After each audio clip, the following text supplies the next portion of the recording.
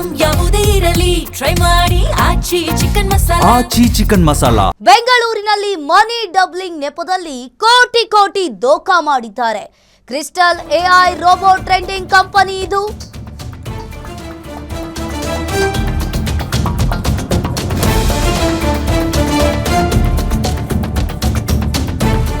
ಬೆಂಗಳೂರಿನಲ್ಲಿ ಮನಿ ಡಬ್ಲಿಂಗ್ ನೆಪದಲ್ಲಿ ಕೋಟಿ ಕೋಟಿ ದೋಖಾ ಮಾಡಿದ್ದಾರೆ. Crystal AI robot trending company ಹೆಸರಿನಲ್ಲಿ ವಂಚನೆ ಮಾಡಿರುವಂತದ್ದು. ರಾಜೇಶ್ ಕಾಮತ್, ಮಧು, ನಾಗೇಶಪ್ಪ ಎಂಬುವರಿಂದ ಮೋಸ ಆಗಿದೆ. 2-3 ವರ್ಷಗಳಿಂದ ವಿಸ್ತರಿಸಿರುವ ಮೋಸದ ಜಾಲ ಇದು. ಬೆಂಗಳೂರಿನ ಕೆಂಗೇರಿ ರೈಲ್ವೆ ನಿಲ್ದಾಣದ ಬಳಿ ಈ ವಂಚಕರು ಕಚೇರಿಯನ್ನ ತೆರೆದಿದ್ರು.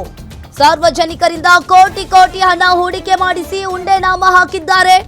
ಕೋಟಿ ಕೋಟಿ ವಂಚಿಸಿ ಜಾಮೀನು ಮೇಲೆ ಹೊರಬಂದಿರುವ ಆರೋಪಿಗಳು. ಈಗಾಗಲೇ ಬೆಂಗಳೂರು ಸಿಸಿಬಿ ಪೊಲೀಸರಿಂದ ಆರೋಪಿಗಳ ವಿಚಾರಣೆ ಕೂಡ ಆಗ್ತಾ ಇದೆ. 200 ದಿನಗಳಲ್ಲಿ ಮನಿ ಡಬ್ಲಿಂಗ್ ಮಾಡ್ತೀವಿ ಅಂತ ಹೇಳಿ ವಂಚನೆಯನ್ನ ಮಾಡಿದ್ದಾರೆ. ಏಜೆಂಟ್ರನ್ನ ನೇಮಿಸಿಕೊಂಡು ಹಣ ಹೂಡಿಕೆಯನ್ನ ಮಾಡ್ತಾ ಇದ್ರು. ದುಬೈನಲ್ಲಿ ಕಚೇರಿಯನ್ನ ತೆರೆದು ನೆಟ್ವರ್ಕ್ ಬಿಸ್ನೆಸ್ ಅಲ್ಲಿ ಮೋಸವನ್ನ ಮಾಡ್ತಾ ಇದ್ದಾರೆ. ಹೆಚ್ಚಿನ ಲಾಭದ ಆಸೆಗಾಗಿ ಹಣ ಹೂಡಿಕೆ ಮಾಡಿ ಹಣ ಕಳೆದುಕೊಂಡ ಸಾರ್ವಜನಿಕರು ಸಾಕಷ್ಟು ಜನರು ಕೂಡ ಇವರ ಕಂಪನಿಯಲ್ಲಿ ಹಣ ಹೂಡಿಕೆಯನ್ನ ಮಾಡಿ ಹಣ ಕಳೆದುಕೊಂಡಿದ್ದಾರೆ. 3 ಜನರನ್ನ ಈಗಾಗಲೇ ಪೊಲೀಸರು ಕೂಡ ಅರೆಸ್ಟ್ ಮಾಡಿದ್ದಾರೆ.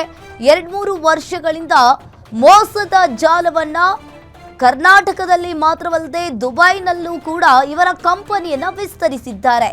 ಈಗಾಗಲೇ ಬೆಂಗಳೂರಿನ ಕೆಂಗೇರಿ ರೈಲ್ವೆ ನಿಲ್ದಾಣದ ಬಳಿ ಕಚೇರಿಯನ್ನ ತೆರೆದಿದ್ರು. ಈ 3 ವ್ಯಕ್ತಿಗಳು ಕೋಟಿ ಕೋಟಿಯನ್ನ ವಂಚಿಸಿ ಜಾಮೀನು ಮೇಲೆ ಈಗಾಗಲೇ ಆರೋಪಿಗಳು ಈಗ ಹೊರಗೆ ಬಂದಿದ್ದಾರೆ.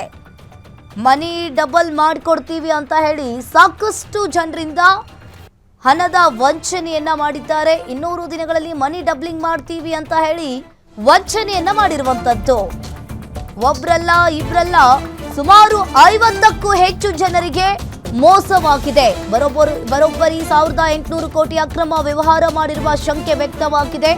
ಸೌತ್ ಕೆನರಾ ಭಾಗದಲ್ಲೇ ಹೆಚ್ಚು ಅಕ್ರಮವಾಗಿರುವ ಶಂಕೆ ವ್ಯಕ್ತವಾಗಿದೆ.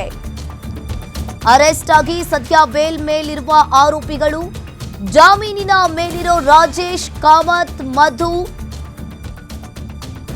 ಹಾಗೆ ನಾಗೇಶಪ್ಪ ಪಳನಿ. ದೊಡ್ಡ ಮಟ್ಟದ ಹಗರಣವಾದರೂ ಕೂಡ ಗಂಭೀರವಾಗಿ ಸಿಸಿಬಿ ಅಧಿಕಾರಿಗಳು ತೆಗೆದುಕೊಂಡಿಲ್ಲ.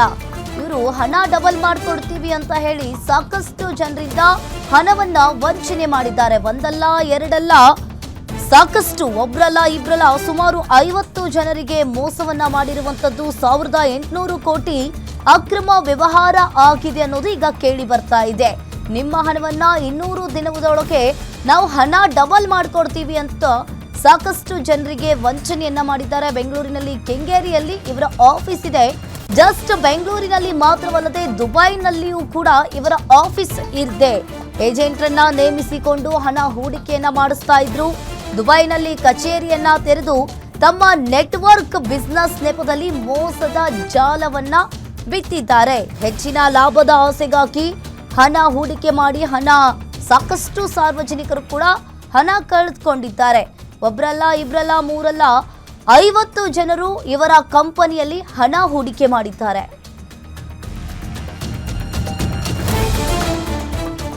ಈ ಬಗ್ಗೆ ಹೆಚ್ಚಿನ ಡೀಟೇಲ್ಸ್ ಅನ್ನ ನೀಡ್ತಾರೆ ಕ್ರೈಮ್ ರಿಪೋರ್ಟರ್ ಗಿರೀಶ್. ಲೈವ್ ಸಂಪರ್ಕದಲ್ಲಿ ಜಾಯಿನ್ ಆಗಿದ್ದಾರೆ. ಎಸ್ ಗಿರೀಶ್, ಈಗ ನೋಡ್ತಾ ಇರಬಹುದು ಬೆಂಗಳೂರಿನಲ್ಲಿ ಮನಿ ಡಬಲ್ ಮಾಡ್ಕೊಡ್ತೀವಿ ಅನ್ನೋ ನೆಪದಲ್ಲಿ ಕೋಟಿ ಕೋಟಿ ಹಣ ದೋಖಾ ಮಾಡಿದ್ದಾರೆ. ಒಬ್ರಲ್ಲ ಇಬ್ರಲ್ಲ 50 ಜನರು ಇವ್ರ ಕಂಪನಿಯಲ್ಲಿ ಹಣ ಹೂಡಿಕೆಯನ್ನ ಮಾಡಿರುವಂತದ್ದು. ಏನಿದೆ ಇದ್ರ ಬಗ್ಗೆ ಹೆಚ್ಚಿನ ಡೀಟೇಲ್ಸ್? ಅಂಕಿತಾ, ಖಂಡಿತವಾಗಿಯೂ ಬೆಂಗಳೂರಿನಲ್ಲಿ ಈ ರೆಡ್ ಬ್ಲಡ್ ಕ್ರೈಮ್ ಕಡಿಮೆ ಆಗಿದೆ ಅಂತಾನೆ ಹೇಳ್ಬೇಕು. ಆದ್ರೆ ಆನ್ಲೈನ್ ಕ್ರೈಮ್ ಇದೆ, ಇದು ತುಂಬಾ ಹೆಚ್ಚಾಗ್ತದೆ ಅಂತಾನೆ ಹೇಳ್ಬೋದು. ಅದು ಕೂಡ ದಿನದಿಂದ ದಿನಕ್ಕೆ ಎಲ್ಲರಿಗೂ ಕೂಡ ಒಂದು ಆರ್ಥಿಕ ದಿವಾಳಿತನವನ್ನ ಸೃಷ್ಟಿ ಮಾಡುವ ನಿಟ್ಟಿನಲ್ಲಿ ಈ ಒಂದು ಆನ್ಲೈನ್ ಕ್ರೈಮ್ ಹೆಚ್ಚಾಗ್ತಾ ಇದೆ ಅಂತ ಹೇಳಿ ತಪ್ಪಾಗ್ಲಿಕ್ಕಿಲ್ಲ. ಅಷ್ಟಕ್ಕೂ ಈ ಒಂದು ಕೇಸನ್ನ ನಾವು ನೋಡ್ತಾ ಹೋಗೋದಾದ್ರೆ ಸುಮಾರು 4ರಿಂದ 5 ವರ್ಷಗಳಿಂದ ಈ ಒಂದು ತಂಡ ಆಕ್ಟಿವೇಟ್ ಆಗಿದೆ ಅಂತಾನೆ ಹೇಳ್ಬೋದು.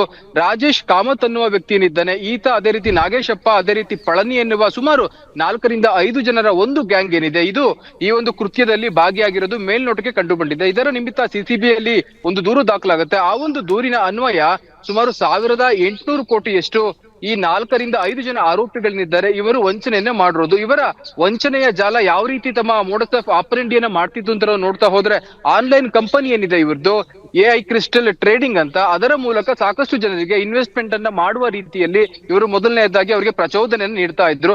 ಅವರು ಕೂಡ AI ಕ್ರಿಸ್ಟಲ್ ಅನ್ನೋದು ಏನೋ ಒಂದು ಇಂಟರ್ನ್ಯಾಷನಲ್ ಲೆವೆಲ್ ಕಂಪನಿ ಆಗಿರೋದ್ರಿಂದ ಇನ್ವೆಸ್ಟ್ಮೆಂಟ್ ಅನ್ನ ಮಾಡಿದ್ದೆ ಆದ್ರೆ ಖಂಡಿತವಾಗಿಯೂ ಇದರಲ್ಲಿ ರಿಟರ್ನ್ಸ್ ಬರುತ್ತೆ ಎನ್ನುವ ದೃಷ್ಟಿಕೋನದಲ್ಲಿ ಸಾಕಷ್ಟು ರೀತಿಯಲ್ಲಿ ಅಂದ್ರೆ ಕೋಟಿ ಕೋಟಿ ರೂಪಾಯಿಯ ಲೆಕ್ಕದಲ್ಲಿ ಇನ್ವೆಸ್ಟ್ಮೆಂಟ್ ಅನ್ನ ಮಾಡಿದ್ದಾರೆ. ಇವರು ಟಾರ್ಗೆಟ್ ಅನ್ನ ಮಾಡ್ತಾ ಇದ್ದು ಅತಿ ಪ್ರಮುಖವಾಗಿ ದಕ್ಷಿಣ ಭಾರತದ ಮೂಲ ಅಂದ್ರೆ ತಮಿಳುನಾಡು ಆಗಿರ್ಬೋದು, ಕೇರಳ, ಕರ್ನಾಟಕ ಸೇರಿದಂತೆ ಆಂಧ್ರ ಪ್ರದೇಶ, ಈ ರೀತಿಯಲ್ಲಿ ಉದ್ಯಮಿಗಳನ್ನ ಟಾರ್ಗೆಟ್ ಅನ್ನ ಮಾಡಿ ಸುಮಾರು 1800 ಕೋಟಿಯಷ್ಟು ಅಥವಾ ಅದಕ್ಕಿಂತ ಹೆಚ್ಚು ಮಟ್ಟದಲ್ಲಿ ಒಂದು ಅಕ್ರಮವನ್ನು ಎಸಗಿರೋದು. ನಂತರದಲ್ಲಿ ಏನು ಬೆಂಗಳೂರಿನಲ್ಲಿ ಕಚೇರಿಯನ್ನು ತೆಗಿತಾರೆ, ಏನು ಕೆಂಗೇರಿಯ ರೈಲ್ವೆ ಸ್ಟೇಷನ್ ಏನಿದೆ ಅದರ ಬಳಿ ಒಂದು ಕಚೇರಿಯನ್ನ ತೆಗೆದುಕೊಂಡಿರ್ತಾರೆ. ಅಲ್ಲಿಯೇ ಇವರ ಅಕ್ರಮ ದಂಧೆಯನ್ನ ಇವರು ಮಾಡ್ಕೊಂಡು ಹೋಗಿರ್ತಾರೆ. ಯಾರಿಗೂ ಕೂಡ ಮೇಲ್ನೋಟಕ್ಕೆ ಅನುಮಾನ ಬರ್ತಾ ಇರೋದಿಲ್ಲ. ಆದ್ರೆ ಯಾವಾಗ ಇಷ್ಟೊಂದು ಹಣವನ್ನ ಇನ್ವೆಸ್ಟ್ಮೆಂಟ್ ಅನ್ನ ಮಾಡ್ತಾರೆ, ಅವರು ವಾಪಸ್ ಕೇಳುವ ಸಂದರ್ಭದಲ್ಲಿ ಇಲ್ಲ ಈ ಒಂದು ಹಣದ ಇನ್ವೆಸ್ಟ್ಮೆಂಟ್ ಜಾಸ್ತಿ ಆಗಿದೆ, ಹೀಗಾಗಿ ಕೆಲವು ವರ್ಷಗಳ ಕಾಲ ನಮ್ಗೆ ಸಮಯ ಬೇಕು ಅಥವಾ ಕೆಲವೊಂದು ತಿಂಗಳುಗಳ ಕಾಲ ಸಮಯ ಬೇಕು ಅಂತ ಹೇಳಿ ಅಲ್ಲಿಂದ ಜಾರಿಕೊಳ್ಳುವ ಒಂದು ಕೆಲಸವನ್ನ ಮಾಡ್ತಾ ಇದ್ರು. ಆದ್ರೆ ಯಾವಾಗ ಉದ್ಯಮಿಗಳಿಗೆ ಇವರ ನಡೆಯ ಮೇಲೆ ಅನುಮಾನ ಬರುತ್ತೋ ಅವಾಗ ಅದನ್ನ ಕೇಳುವ ಒಂದು ರೀತಿ ಬದಲಾಗಿದೆ. ನಂತರದಲ್ಲಿ ಅದು ಸಿಸಿಬಿಯ ಅಂಗಳಕ್ಕೆ ಬಂದು ತಲುಪಿದೆ ಅಂತಾನೆ ಹೇಳ್ಬೋದು. ಸದ್ಯ ಆತನನ್ನು ಕೂಡ ಸಿಸಿಬಿ ಅಧಿಕಾರಿಗಳು ಕರೆದುಕೊಂಡು ಬಂದು ವಿಚಾರಣೆಯನ್ನ ಮಾಡಿದ್ದಾರೆ.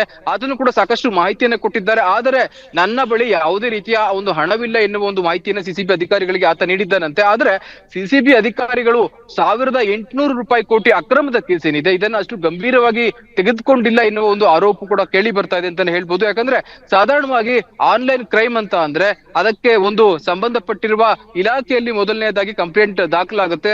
ಅದು ಆದ ನಂತರದಲ್ಲಿ ಅದನ್ನ ಪ್ರೆಸ್ ಮೀಟ್ ಅಲ್ಲಿ ಅವರು ಹೇಳಲೇಬೇಕಾಗಿರುತ್ತೆ. ಯಾಕಂದ್ರೆ ಇದು ಸುಮಾರು 1800 ಕೋಟಿಯ ದೊಡ್ಡ ಮಟ್ಟದ ಹಗರಣ ಆಗಿದೆ. ಯಾಕಂದ್ರೆ ಸಾಧಾರಣವಾಗಿ ಚಿಕ್ಕ ಪುಟ್ಟ 20 ಲಕ್ಷ 10 ಲಕ್ಷ ರೂಪಾಯಿ ಸೈಬರ್ ಕ್ರೈಮ್ ಆಗುವ ಒಂದು ನಿಟ್ಟೇನಿದೆ ಅದರಲ್ಲಿ ಸಿಸಿಬಿ ಅಧಿಕಾರಿಗಳು ಸೇರಿದಂತೆ ಸಾಕಷ್ಟು ಮಾಹಿತಿಯನ್ನ ಮಾಧ್ಯಮದವರಿಗೆ ನೀಡ್ತಾರೆ. ಆದ್ರೆ ಈ ಒಂದು ಕೇಸ್ನ ಬಗ್ಗೆ ಇಲ್ಲಿಯವರೆಗೂ ಕೂಡ ಯಾವುದೇ ಮಾಹಿತಿಯನ್ನ ಮಾಧ್ಯಮದವರಿಗೂ ಕೂಡ ಸಿಸಿಬಿ ಅಧಿಕಾರಿಗಳು ನೀಡಿಲ್ಲ ಒಂದು ಆರೋಪ ಕೇಳಿ ಬರ್ತಾ ಇದೆ.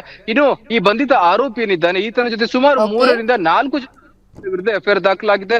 ಸದ್ಯ ಜಾಮೀನಿನ ಮೇಲೆ ಆತ ಹೊರಗಡೆ ಇದ್ದಾನೆ. ಸಿಸಿಬಿ ಅಧಿಕಾರಿಗಳು ಮತ್ತೆ ಆತನನ್ನು ವಿಚಾರಣೆಗೆ ಕರೆದು ತನಿಖೆ ಮಾಡುವ ಎಲ್ಲ ಒಂದು ಸ್ಥಿತಿಗತಿ ಇದೆ ಅಂತಾನೆ ಹೇಳ್ಬೋದು. ಒಂದು ಪಕ್ಷದಲ್ಲಿ ಏನು ಈ ಎಲ್ಲಾ ಆರೋಪಗಳು ನಿಜವಾಗಿದ್ದೆ ಆದ್ರೆ ಖಂಡಿತವಾಗಿಯೂ ಬೆಂಗಳೂರು ಕಂಡಂತಹ ದೊಡ್ಡ ಮಟ್ಟದ ಆನ್ಲೈನ್ ಅಕ್ರಮ ಅನ್ನೋದ್ರಲ್ಲಿ ಎರಡು ಮಾತಿಲ್ಲ ಅಂಕಿತ.